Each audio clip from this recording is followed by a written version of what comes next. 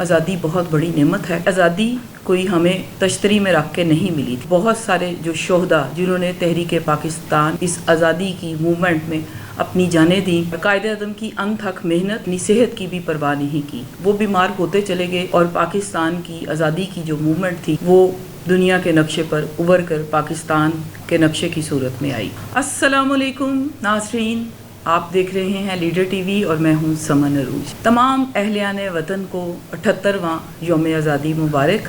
آج leader T V پر میں اپنے نوجوانوں کے لیے جو آج ہماری یوتھ ہے، ہمارا مستقبل ہے، ان کے لیے تحریک پاکستان سے لے کے 1947 جب پاکستان معرض وجود میں آیا اور آج اس سال ہم 14 اگست 2025 کو 78واں یوم آزادی منا رہے ہیں. ہماری یوتھ میں یہ سوچ بہت زیادہ پائی جاتی ہے کہ اس ملک میں کیا رکھا ہے، مجھے باہر جا کے پڑھنا ہے اور مجھے یہاں پر کوئی کام نہیں کرنا، مجھے باہر جا کے ہی کوئی روزگار جو ہے کچھ کمانا ہے تو وہ بھی مجھے باہر ہی جانا ہے.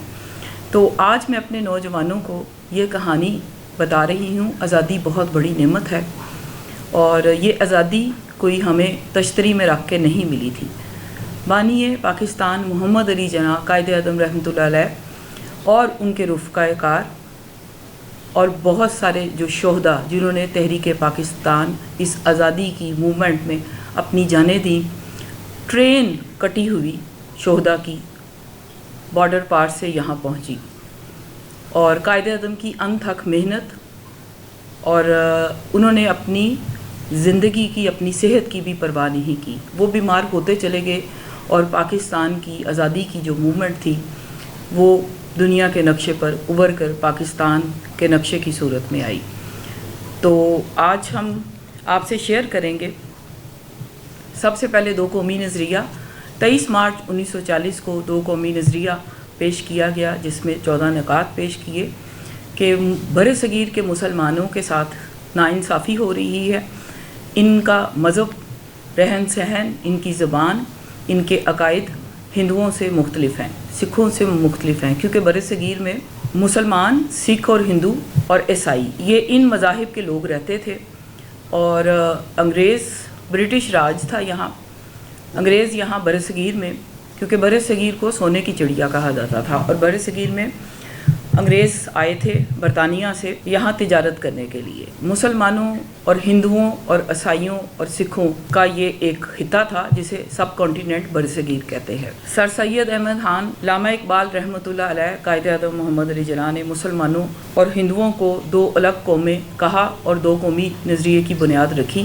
اور مفکر پاکستان، شاعر مشرق کہا جاتا ہے ڈاکٹر علامہ محمد اقبال رحمۃ اللہ علیہ، جنہوں نے پاکستان کا خواب پیش کیا اور قائد اعظم کو بتایا. قائد اعظم پڑھنے کے لیے انگلستان تھے اور ان کو خط لکھ کر بھیجے گئے اور انہیں وہاں سے برصغیر بلایا گیا کہ برصغیر کے مسلمانوں کو آپ کی ضرورت ہے. پھر 1930 میں علامہ اقبال رحمۃ اللہ علیہ نے ایک علیحدہ مسلم ریاست کا تصور پیش کیا. پھر 23 مارچ 1940 کو قرارداد لاہور، جسے آج قرارداد پاکستان کے نام سے ہم یاد کرتے ہیں، قرارداد لاہور علیحدہ وطن کی باقاعدہ منظور ہوئی منٹو پارک، مینار پاکستان لاہور میں، اور اس کی یادداشت کے طور پر مینار پاکستان وہاں پر کھڑا ہے. اس آزادی کہانی میں میں اپنے وطن کے نوجوانوں کو اہم قومی اور تاریخی واقعات جو ہیں وہ بتاؤں گی 1947 سے لے کر 2025 تک.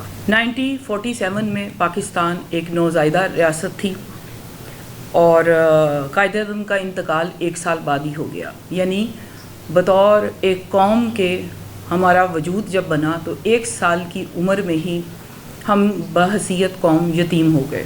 پھر 1951 میں پہلے وزیر اعظم لیاقت علی خان کی شہادت ہوئی، ان کو قتل دیا گیا. پھر 1956 میں پاکستان کا پہلا آئین منظور ہوا اور اسلامی جمہوریہ پاکستان کی ریاست کو قرار دیا گیا. پھر 1958 سے 1971 تک مارشل لا ہوا اور یحییٰ خان کا، اور اس میں مشرقی پاکستان ہمارا ایک بازو ہم سے الگ ہو گیا. سیاسی عدم استحکام تھا اور وہ جو مشرقی پاکستان ہم سے الگ ہوا اس میں وہ اس وقت کے جو الیکشن تھے آج وہ مشرقی پاکستان بنگلہ دیش کے نام سے یاد کیا جاتا ہے. مجیب الرحمان کی اکثریت تھی, میرٹ پر اسے ہی وزیر اعظم بننا چاہیے تھا, لیکن کچھ اپنوں کی بے تنائی تھی, کچھ بے وفائی تھی, اور ایک بیلنس نہ ہونے کی صورت میں ہمارے ملک کا ایک بازو مشرقی پاکستان ہم سے الگ ہو کے, اور یقیناً اس میں سیاسی عدم استحکام کے ساتھ اگر میں یہ کہوں کہ بھارت